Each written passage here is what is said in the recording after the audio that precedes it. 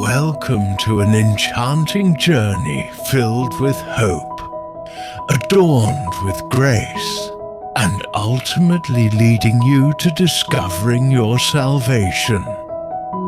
This is Yasso Multimedia Ministry.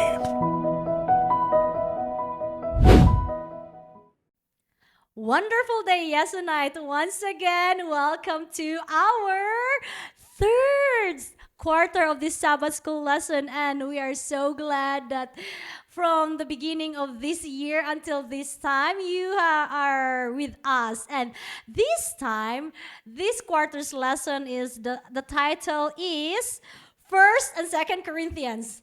Where is it? In the New Testament. And we are thankful for our brother Adilton T.D. Aguiar. I'm sorry if I pronounce it wrong or right, but we are so thankful that you are the one who been guided by our Father God to write this lesson.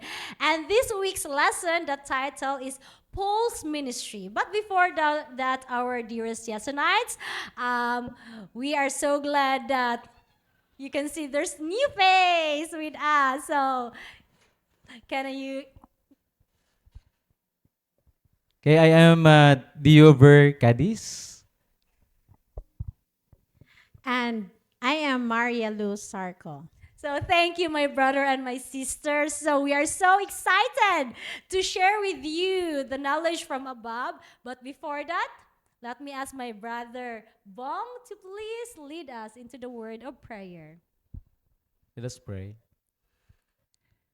Our dear God, Heavenly Father, we thank you for this opportunity to grow in faith and to learn more about you as we study our Sabbath school lesson. We ask for your guidance and your wisdom. Give us the knowledge that came from above, dear Lord. We invite you, Holy Spirit, to be with us as we discuss our lesson. Thank you, Lord, for hearing this prayer. In Jesus' name I pray. Amen. Amen. So, my brother, can you please read to us the memory text of this week's lesson? Paul's ministry in Corinth. Our memory text is found in Acts 18, verse 9 to 10. I will be reading in the King James Version. In verse 9, then spake the Lord to Paul in the night by vision, be not afraid, but speak and hold not thy peace. For I am with thee, and no man shall set on thee to hurt thee, for I have much people in this city. Amen. So, my brother and my sister, ano po yung masasabi natin dito? It says here, Paul in a vision, the Lord spoke to him, right? And it says, do not be afraid. So, when we say do not be afraid, so paano tayo masasabihan ng do not be afraid kung hindi tayo afraid? So, it means, he is, yeah. So, what is your insight about this memory text? Okay. So as we know, Paul was bold, no? So mabasa natin sa Bible, siya ay matapang, no? Very strong. Ngunit si Paul pala ay natatakot din. Okay? Mabasa natin na siya po ay talagang itilaga ng Panginoon na magiging apostle. Ayan, ng ating Panginoong Hesus. Ngunit sa kanyang buhay ay nagkaroon din pala siya ng takot. Ayan. So gaya din po sa atin, tayo din hindi nalalayo kay Paul. Tayo din katulad ni Paul, nakaranas din ng takot sa kabila ng mga pagpapala o ng pag-guide ng Panginoon. Ngunit ang promise ng Panginoon sa verse 10 na hindi po wag matakot dahil kasama natin ang Panginoon. Amen. Huwag matakot dahil kasama natin ang Panginoon. Sister. Yes, it's very true. Sa maliit pa ako, pag matatakot ako, mag-ano talaga, Nay, Nay, Calling someone. Calling someone. Near to your heart. Yes, yung makaka-comfort sa iyo. But this situation sa ano natin, si Paul, natatakot siya sa time na yun. Pero nakaka ano ba kasi parang ang hindi siya yung hindi niya tinawag ang Panginoon kundi ang Panginoon talaga mismo ang nagsabi sa kanya nga be not be afraid. Ano ba kasi ang gusto ni God na gagawin niya? Mayroon siyang isabi niya, wag kang matakot na isabi ang gustong ipasabi ng Panginoon ba. So ganon din tayo pag may mag-promise sa atin, parang lumalakas yung loob natin. Pag may mag-encourage sa atin. Oo. Kasi pag meron tayong gustong sabihin na hindi natin nasasabi, kung sa ano pa nga, silence can become a temptation when opposition increases.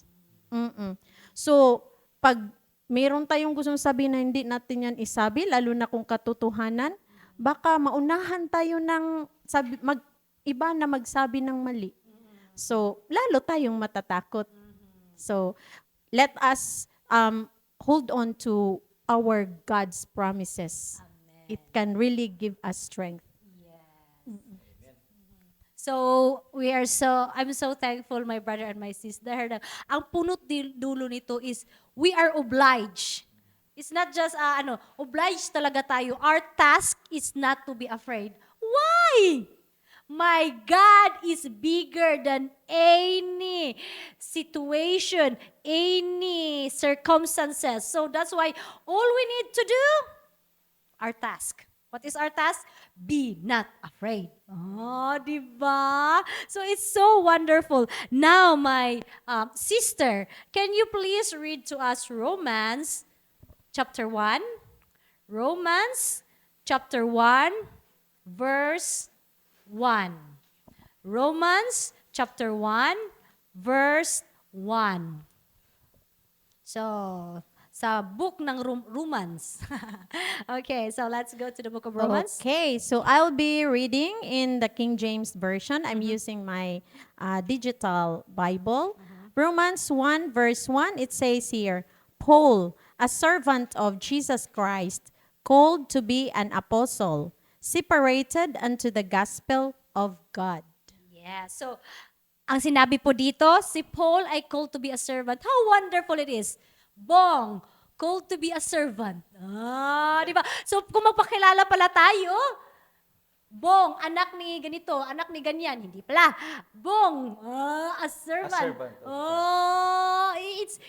We have our own identity. Yeah, so anyway, so it says here, as what you've said, my dear sister, he is a servant of God. Now, it says here, anong calling niya? To be an apostle.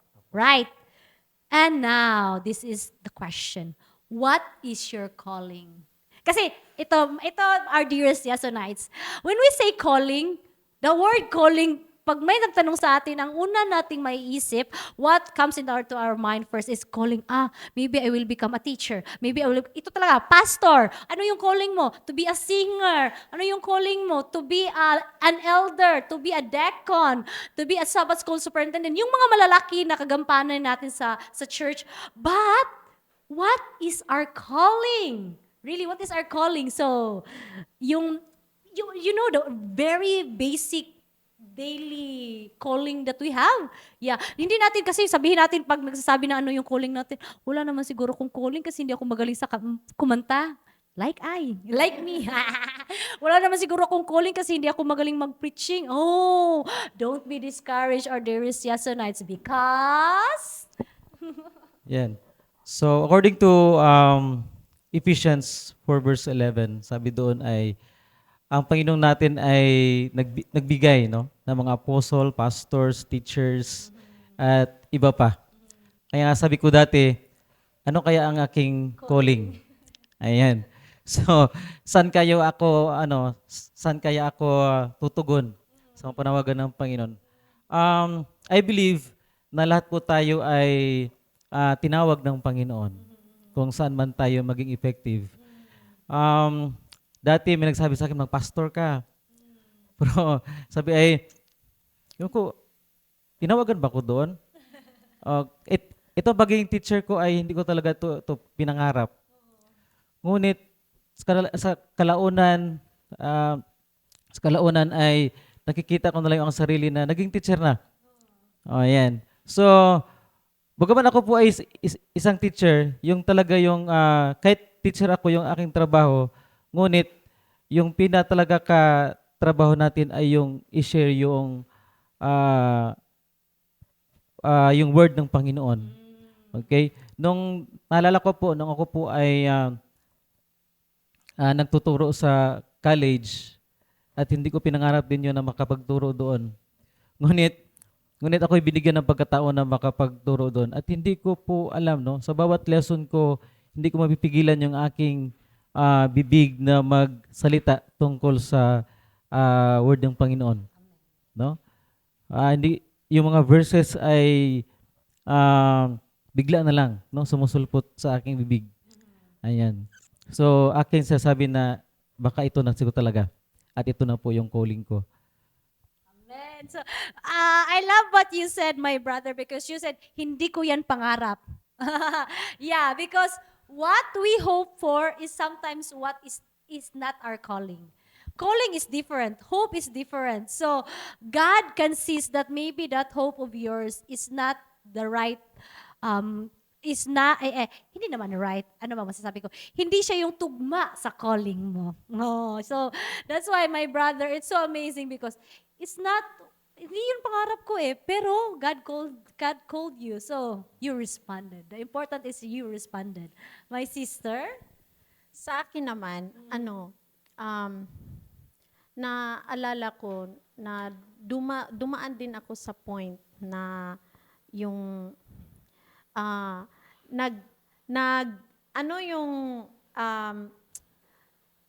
buhay ko parang kung sa ano pa nasa down part ako that time kasi nakadaan ako na na-disobey ko yung Sabbath. So pumapasok ako ng Saturday. So, hindi ko yun ikinahiya kasi that time, yun nga, nasa down part ako. Pero, ang nangyari, habang ginagawa ko yun, kahit ramdam ko na yung guilt sa puso ko habang nag-work, ganyan ba? O mabigat siya sa puso talaga. And then, one time, nag-exit ba ako papunta ng Lao. Ang nangyari naman is, hindi ko talaga inaasahan na mangyari. But, ang nangyari is, na disgrasya yung van na sinakyan namin. And during that time, kung pwede lang, allow me to speak Bisaya na lang yun, no? Sure. Yeah. Kanang ang nisantop gyud sa ako nga huna ato nga time is anak gyud ko, Lord, ayaw sa gyud ko kuha. Ang nisantop sa kong huna-huna ang akong mga anak. Ing anak bitaw. And then anak ko, sugod ato nga mga panghitabo. Kanang wa na gyud ko bitaw ning trabaho og Sabado ato nga time. Daghan kay mga syempre naagi mga kuan nga nganong wala naman ka ning trabaho ma'am nga kuan man nga na bisag unsaon na kog explain sa ilaha nga kanang ang ako manggong na feel ato is gitawag gyud ko sa Ginoo og balik. That is also a calling. Oo. Gusto na ko nga i-share ni nga kuan Bible verse diri sa Jeremiah chapter 13 verse 20. It says here, "Lift up your eyes and behold them that come from the north. Where is the flock that was given thee, thy beautiful flock?" So, kinsa man ni nga mga flock. So, ako'y mga flock, na ako'y mga anak. So, dako pa kog responsibilidad. So, kadto nga time, nakaanak gyud ko, Lord, ay sa kugwa ang akong mga anak gyud ko. So, it's not only for me it's not only that I'm going to do my duty to other people, but my duty, my calling is for my family, for my children especially. Thank you. Because as what you've said in Jeremiah, my sister, because thank you for that, my sister. Kasi pag sinasabi natin, what is your calling? Kaagad naisip natin church. Yes, right? But also those people near to us. Minsan nakakalimutan natin yung so that's why, ano yung calling mo? First, our family. And I praise the Lord. I will not praise the Lord na nadisgrasya si ate, but napukaw siya dahil sa disgrasya na yun. Dalawa oo, yung calling na yun is situation. Sometimes our calling is a situation. Yung situation is yung calling yun ng Panginoon sa atin. God calls us so that we can be used in His calling. Yeah. Paano ba na-convert si Paul? Oo. Di ba? So that's why God calls us through the calling also. Yeah, if you get what I want, what I mean. So, my brother? Yeah, okay. Napaisip si brother. Yeah, mapapaisip talaga tayo kasi nga our dearest Yasonites, pag tinatanong tayo na ano yung calling natin, wag tayong mag-think ng broader eh. Kasi pag magti-think tayo ng broader, nakakalimutan na natin yung specific detail na tinatawag tayo ng Panginoon. Yeah. Look straight, not look anywhere. Yeah, so my brother, can you please read to us Acts 18? In the books of Acts 18 verse 11. Acts 18 verse 11. I will be reading in King James Version. Verse 11, and he continued there a year and 6 months teaching the word of God among them. So, this is all about Paul. Let me give you a background, our dearest Yasonites. Sa time na ito, hinihintay ni Paul sila Timothy at Silas. First, doon po sa Athens. So, nung naghintay siya sa Athens, I will not say it yet, but nung naghintay siya sa Athens, pagkatapos siya maghintay doon, lumipat, or he goes to Corinth ba yung pronunciation? Pumunta siya doon. So, the question now, my brother and my sister and our dearest Yasonite is, while waiting for Timothy and Silas, Paul used the opportunity. So, di ba sabi ko po na doon siya sa Athens. So, he used the opportunity while he was still in Athens to share the gospel. Tapos pagkatapos sa Athens, he used the opportunity again to share the gospel in Corinth. So now, my brother and my sister, what opportunities do you have to share Jesus with others? Ano yung binigay na opportunity sa inyo ng Panginoon na makapag-share kayo? Like I love what the author of our lesson says here. Paul loved Jesus so much. I know. You have your son and your daughter. You have your spouse, your wife. I have my mom. But anyways, Paul love. If you love someone, you love them so much that you couldn't stop thinking and talking about that person that you really love, about Jesus. If we love Jesus so much, we really couldn't stop thinking and talking about him. So now Paul, while he was waiting for Timothy and Silas, right? He used that opportunity. My brother and my sister, what opportunity God give you to talk about his son, beloved son? Yes. Share na sad ko, no? Kanang, before ko naanhi dinhi sa Thailand, daghan kog mga plans. Before ko naanhi, gusto ko moadto aning lugara. But, naabot ko sa Thailand. Oh. And for sure, ma-question na to sa iba, nganong naata dinhi sa Thailand? Is it a Pangwarta la ba? coincidence? Is it a coincidence nga naata dinhi? Tungod lang ba sa kwarta? No? Have we, naabot pa sa tong huna-huna nga, ang ato ang pag-anhi dinhi, naatay purpose. Diba? No? Naatay purpose sa pag-anhi nato dinhi. And then, for the question, What? Ano yung Mga- mga opportunity na binigay ng Panginoon sa atin na makapag-share about kay Jesus Christ? Yes. And for me,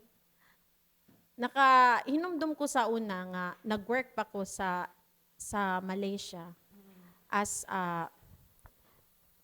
dili siya ingon nga kuan nga work. Kung sa kuan pa makaboring gyud siya. Laay kay siya nga trabaho as a DH. Oo. Pero tungod sa kanilaging kita nga mga SDA na anad ta nga pag ma-board ganita mo kanta ta. Mao gyud na ang atong kanta nga kanang mga religious songs maka-uplift sa ato ang kaning ka-boring, kalaay, ing ana bitaw. And then wala ko kahibalo sa sige daay na kog kanta na minaw ra di ay naa di ay naminaw. And then that way naka mensahe sa ilaha nga uy malipayon man ang ato ang kuan. Uy, malipayon man ang ato ang katabang. Inga na bitaw kanang mura pod sila na-inspired ra pod kay kasagaran baya ang mga ingana na nga kanang matingala na lang ang mga amo nga turiring na kay dili baya lalim magtrabaho ka sa layo imuhang pamilya pero kita nga naa ang Ginoo sa ato ang kasing-kasing ato na lang atong dayigon siya sa tanang panahon ba so through singing matud pa sa diri sa kuan sa kaning Psalms 126. Wait sa kung sure bagyod ko aning Psalms nako, no? Kadali lang. Dili, kuan siya, Colossians 3:16. Ingon diri nga, let the word of Christ dwell in you richly in all wisdom, teaching and admonishing one another in psalms and hymns and spiritual songs, singing with grace in your hearts to the Lord. Oh, through the singing, nakaminsahe na ta sa ilahab. Not necessary nga muwali gyud ka dinha sa tubangan, no? Nga oy, di ko makaminsahe sa akong isig ka tao kay di gyud ko kabalo muwali. Nga di sad ko katagag opportunity nga makawali kay di mo balipad man sad gyud pod no kay di ba ya lalim mo tindog dinha sa tubangan. But na-realize na ko atong nga time nga uy through singing di ay makaminsahin na di ay ta sa ilaha. So, my sister, I want to catch what you said. Laay. So, ang opportunity, the opportunity that God has given to my sister Nene, my sister Maria Lo, kalaay. Everyone, our dearest Yasunites, I know you can relate to this one. Kung laayon ka, unsay mong buhaton? Unsa atong buhaton? Agoy. Social media. Agoy. YouTube. Agoy. Tanaw sa lida. Agoy. Magsigig. Unsa man? Gossiping. So, laay. Ganahan ko to the opportunity that God has given to Ate Nene is the laay part. Sila ay. Boredom. Yes. Nangutana, wako ka try. So anyways, the laay part. You know what? If you feel like that, my dear our dear Yasunites, you know, it's very easy. What we should do? Talk about Jesus, right? Yeah, so that is the only solution. Sing about Jesus. Watch all about ano ba? We are given all these senses, you know, kaning mata, mutanaw kung unsa ang para sa Ginoo, kaning baba may istorya kung unsa ang para sa Ginoo, kaning dalunggan maminaw kung unsa ang para sa Ginoo, mukanta, right? So my brother, so I love it. Laay, ang laay, the laay part, the opportunity God has given unto her, my brother. Ayan. So, sa akin naman, nung ako po ay nasa Mindanao, ayan, so, first time kong nakapagturo sa ibang school, na hindi Adventist school. Government. Ayan, so feeling ko na ako lang mag-isa doon. Parang napakabigat sa aking sarili na dinadala. Kaya po, every morning, akin pong dinadalangin sa Panginoon, Panginoon, gawin niyo akong pagpapala sa mga tao na aking makakasalamuha. Ayan. So, kaya pagpunta ko po sa school, ayan. So, sabi ko sa Panginoon, Panginoon, gamitin niyo po ako kahit sa anong paraan. Kaya sa mga klase ko po doon talaga, natutuwa ako kasi sa last na school na aking pinaganuhan sa Sultan Kudarat State University, 60% po ang ano doon, Muslims. Yes, mga Muslims. Pero po ay kuha ko na aking ukulele. Oh, ayan, ukulele. Tapos tinuruan ko po sila ng mga action song. Ayan, yung paborito nilang kanta doon yung Seek ye first. Oh, seek ye first the kingdom of God. Ayan. At sa mga higher years naman po ay ako naman po ay nagtuturo. Habang ako ay nagtuturo, ay hindi ko mapigilan na makapag-share ako ng mga verse. Oh, parang na lang siya, parang natural na lang siya na nakapag-share ako ng mga verse. Kaya po hindi ko po makakalimutan talaga yun na mga pangyayari. Kaya pagdating ko sa bahay, salamat Panginoon sa paggamit po sa akin. So, ganun po yun. So, if my sister says laay, yung opportunity na bigay sa kanya is laay. My brother naman, alone. Yeah, being alone. Being in a new environment. Kasi usually, us Yasunites, when we are out of our comfort zone, especially when we are out of our comfort zone, naghahanap tayo ng mapag-aaliwan. We are looking for someone also, like, for example, we are abroad. So maghanap talaga tayo ng mga Pinoy. Diba? Yun, na makakasalamuhan natin. But for my brother, he was in the Philippines. He is teaching in another place. He is alone. So, should I follow yung normal lang, diba? Yung normal lang.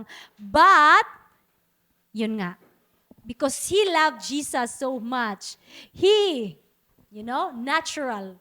Yung sinasabi nga, if you really love someone, pag nag-heart-heart yung mata mo, nag-heart-heart yung dibdib mo, diba?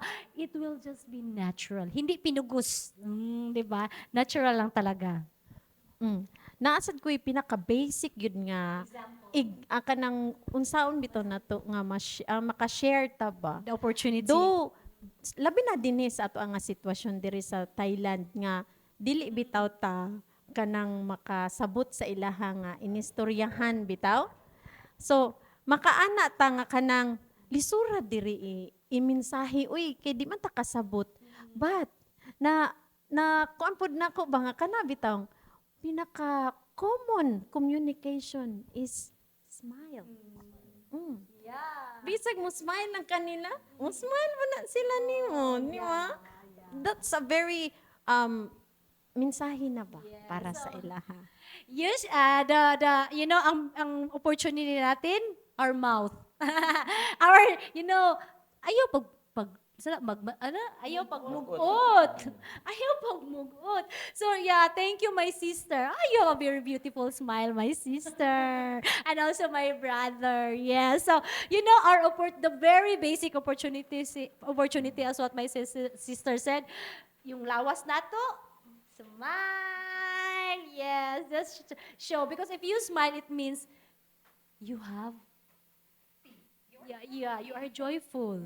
Yeah, even though there's struggle inside you, we don't know. But still, because you trust God to fix whatever it is, you share that smile to others. And last Saturday, it's so amazing because in the community of my sister, we are doing the work of our Father God there. And those little children, now when they see us, they will gonna call us. Why? Because they are not afraid. Why? Because we are smiling. So that's the opportunity, right? They will know Jesus through our smile.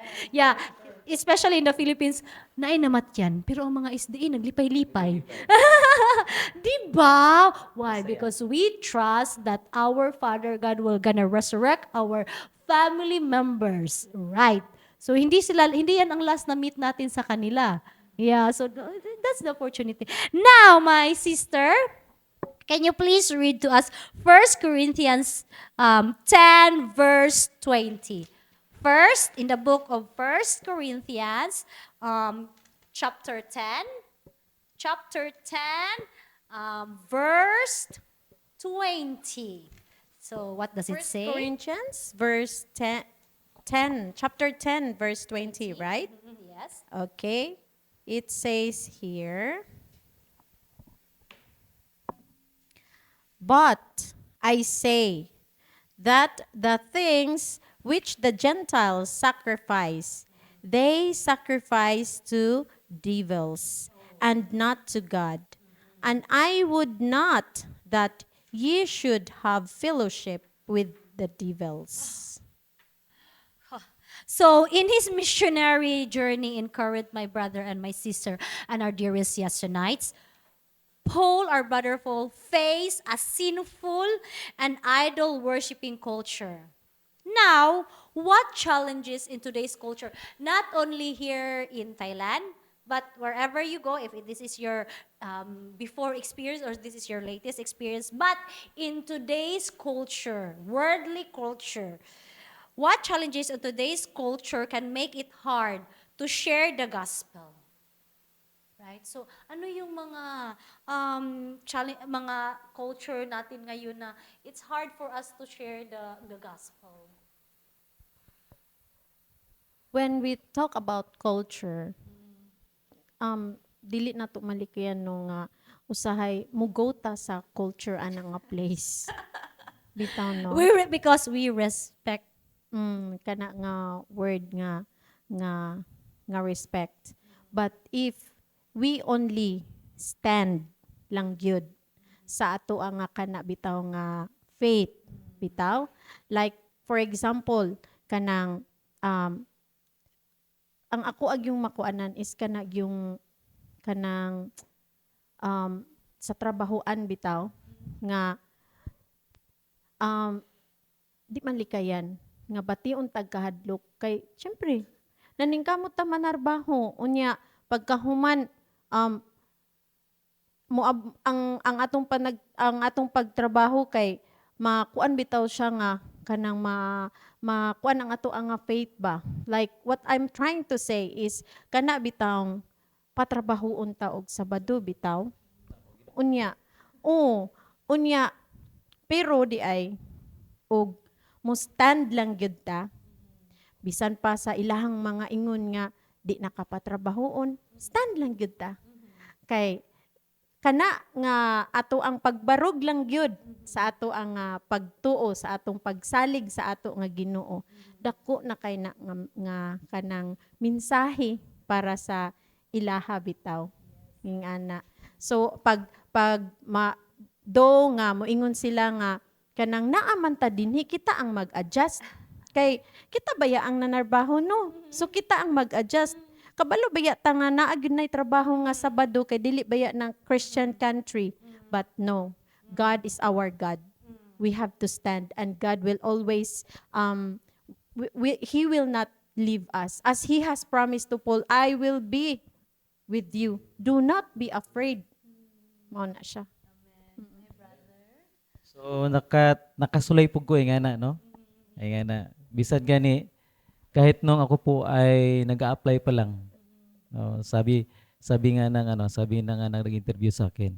Paano kung may mga trabaho na kailangan talaga tapusin sa araw ng Sabado? Ano ang gagawin mo? So ang sabi ko po sa kanila ay kung papayagan ng Panginoon ako ay makapagtrabaho dito, ang Panginoon rin po ang bahala na magbigay sa akin ng tatapusin ko yung trabaho kahit na basta hindi lang po ako makapagtrabaho ng Sabado. Ayan. At marami pong beses na lalo na sa mga public, maraming beses na talagang sabihin na kailangan ka namin bukas. Kasi Sabado na bukas. So ang tanging sasabihin ko lang ay hindi po talaga ako pwede. Kasi yan po ay special na panahon na aking igugol para sa aking Panginoon.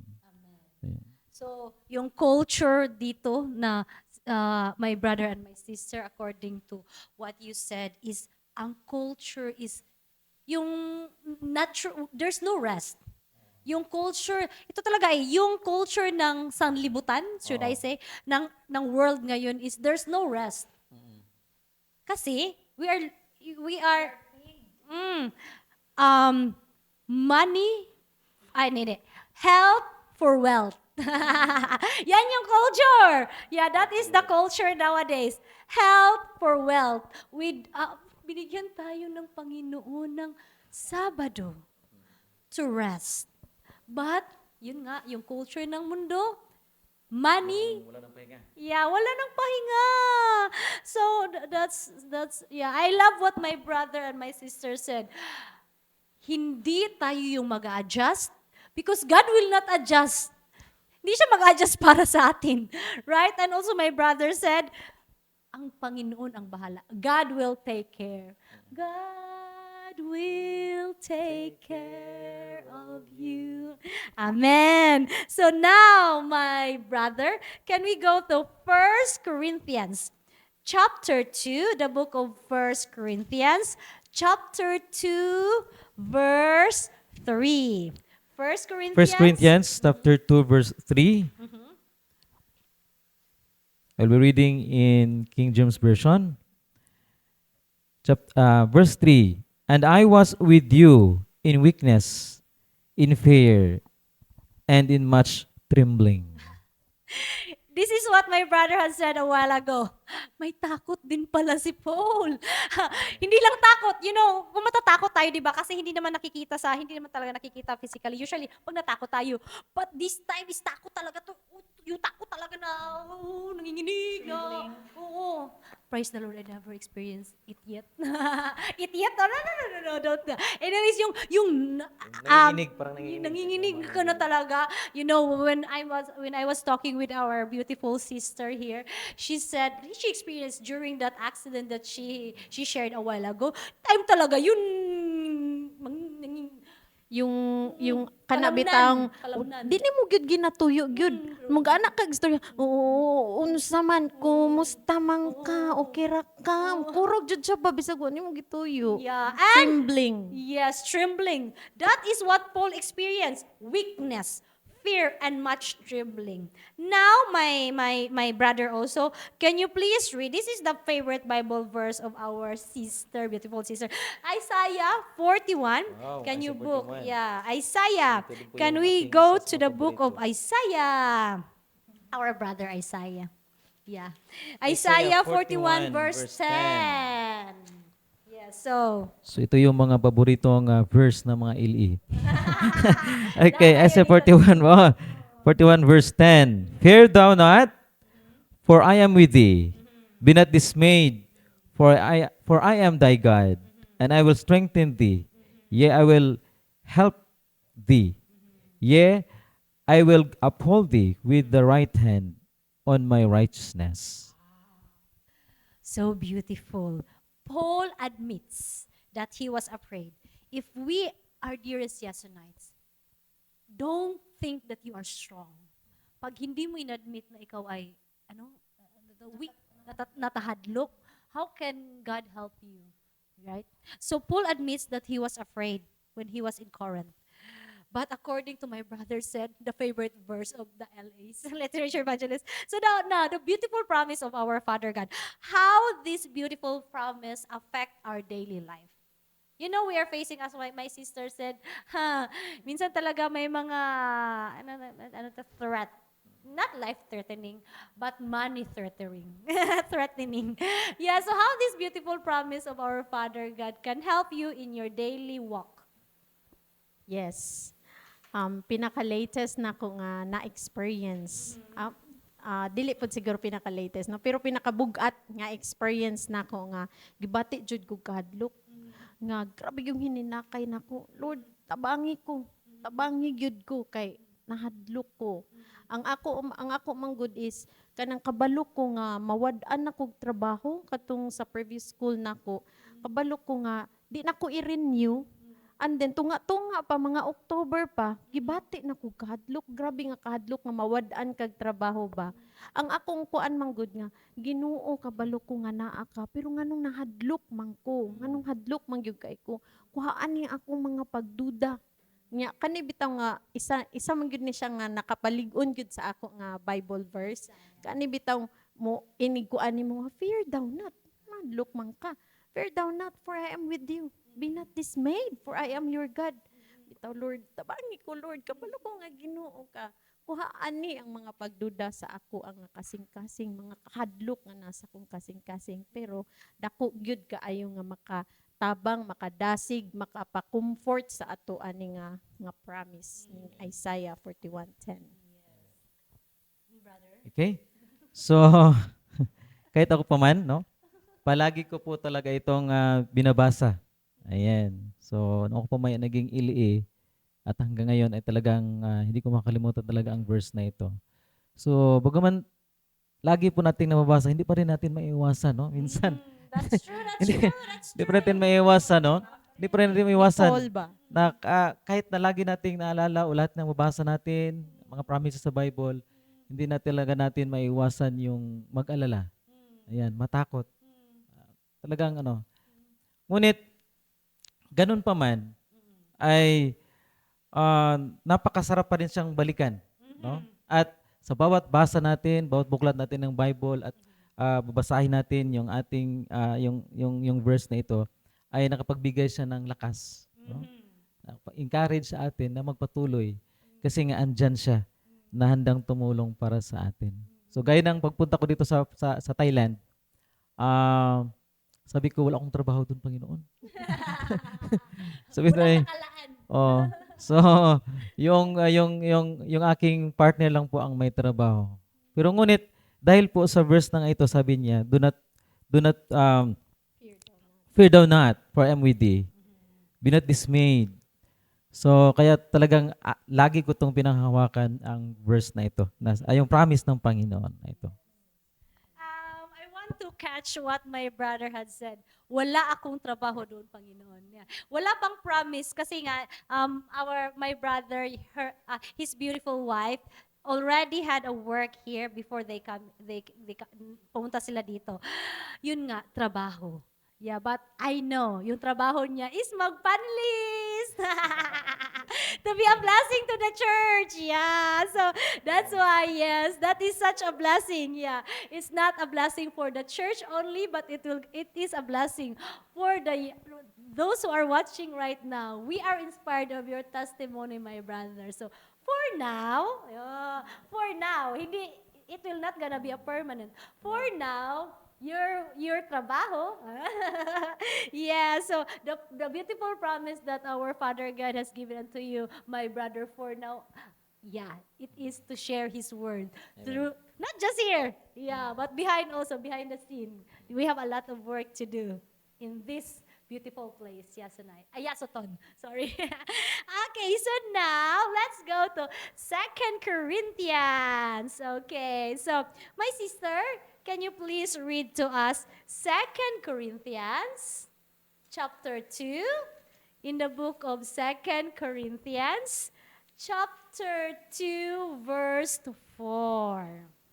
Okay, 2 Corinthians chapter 2 verse 4, it says here, "For out of much affliction and anguish of heart, I wrote unto you with many tears, not that ye should be grieved, but that ye might know the love which I have more abundantly unto you." Nakapagsulat na ba kayo? Ay, na-experience nyo na ba na nagsulat na matutulaga yung luha nyo? Oo. This is how much Paul cared deeply about the sinful and wretched and idol-worshipping current people. Right? So now my question. Paul cared deeply for the people in Corinth, despite their sinful nature, spiritual immaturity. Now, do we show the same love and patience toward others? Or do our hearts become cold when we see their weaknesses and sins? This care is not the same with tolerating, right? Kasi pag sinasabi nila na, pag nag-care ka, tinutolerate mo eh. But it's different. So, Paul, because he loved them so greatly, he cared for them so greatly, that's why he admonished them. So my brother and my sister, so as your pabaon, Yeah, I love, it's so lovely to talk with you about the word of our Father God through this word of Paul. But now, as a pabaon towards our Yesonites, what can you say? So, first, my sister, as a pabaon to them. Okay, before sa pabaon, Yeah, yeah, yeah. let me share to you an example or based sa ako agad nga kanang experience as a mother ba nga kana bitawng di gyud malikayan nako nga masuko gyud sa akong anak kay kani bitawng naa siya'y buhaton nga di gyud nako mauyunan ba nya ako ra gyud na siyang ginaingnan dili na gyud I cannot tolerate it anymore ingana na kinahanglan na gyud ka nako kung kinahanglan man ka nakong pasakitan gyud ta ka makabalo lang ka nga sayop ang imuhang gibuhat ingana bitaw, but it does not mean that I don't love her anymore.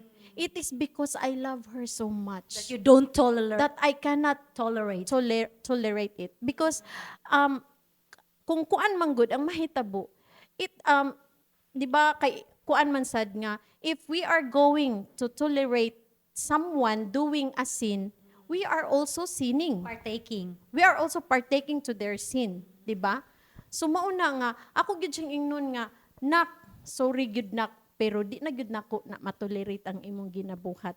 So kung kinahanglan pasakitan ta ka pasakitan gyud ta ka. Mo na akong ginakuan siya. So sama ra pud na sa ato bitaw. So ako ang akong pabaon is kung ang mensahe nga ang number one gyud nga kanang ma-feel na to nga masakitan ta kaning mga word sa Bible. The more nga makita nato nga makasasala ta, the more nato ma-feel nga sakit. But the good thing is, the more pud ta nga makapangayo og pasaylo. When we feel sinful, then makapangayo ta og pasaylo sa Ginoo nato. So, I love your pabaon, my sister. My brother, Ayan.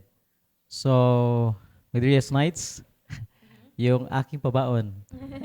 Ayan. Ayan.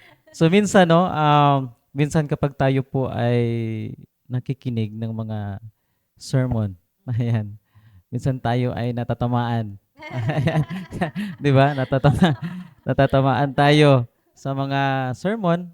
Ayan, minsan napapagsabihan tayo ng ating mga elders, mga pastors. At minsan kapag tayo napagsabihan, napakasakit talaga sa ating kalooban. No, napakasakit. Pero isa lang ang ibig sabihin niya na tayo po ay dapat magiging humble, no? Na tayo magpakumbaba at sa halip na tayo ay magalit doon sa ating sa nagsabi sa atin, ayan, so nag-rebuke sa atin, ay dapat nating ipanalangin na tayo po ay bigyan ng pag-uunawa. Ayan, tayo po ay bigyan ng Panginoon ng pag-uunawa sa mga bagay na hindi natin sakop. At tayo ay patawarin ng Panginoon sa ating mga kasalanan na nagawa. amen. So, our dearest Yesonite, let me leave you this word from our Father God that is found in Revelation 2, chapter 2. I'll be reading from New International Version. I know your deeds, your hard work, and your perseverance. I know that you cannot tolerate wicked men, that you have tested those who claim to be apostles but are not, and have found them false. As what my sister and my brother have said, if we feel that discomfort in our heart, do not worry. Why? Because it's the Holy Spirit that is still working in you, not tolerating you in doing those bad things. And because the Holy Spirit is reminding you, it gives you that discomfort. You will be called back to the throne of God. Same with our our brothers and sisters who lost their way. those precious wounded souls. If we know that they have committed grievous sin, if they are shameful of those things, instead of being cold, bugnaw. Yeah, kana bitang, instead of being cold towards them, judging them, condemning them, making them as an entertainment in your talk, why not pray for them? So that is our pabaon, our dearest. Yes, and I thank you for from the beginning until now you are with us. So this is such a wonderful word of our Father. So it's time to end this. See you again next time. So my sister. Yes. Mag-ampo ta mga Yasonites. Daghan kaayong salamat langit ng Amahan niining taknaa nga kami nakahisgot sa imong mga balaang pulong. Panalangini ang matag usa, ang matag pulong nga ninggawas sa amo nga mga baba nini nga takna Amahan nga makahatag og kadasig sa matag usa kanamo ug sa tanan nga nagapaminaw Amahan. Puna ang tagsa-tagsa namo kakasing-kasing sa imo nga balaang espiritu Amahan aron kami mahimong magmadasigon kanunay ug mapadayunon sa among pag-alagad ug pagsalig diha kanimo ug kaming tanan makaadto ni anang langit nung puloy-anan nga imong giandam sa matag usa kanamo. Og kining tanan Amahan among giampo ginasaligan nga madawat sa ngalan ni Ginoong Hesus nga among personal nga manluluwas. Amen. Amen. See you next time in our second lesson. Yes, and nights. God bless.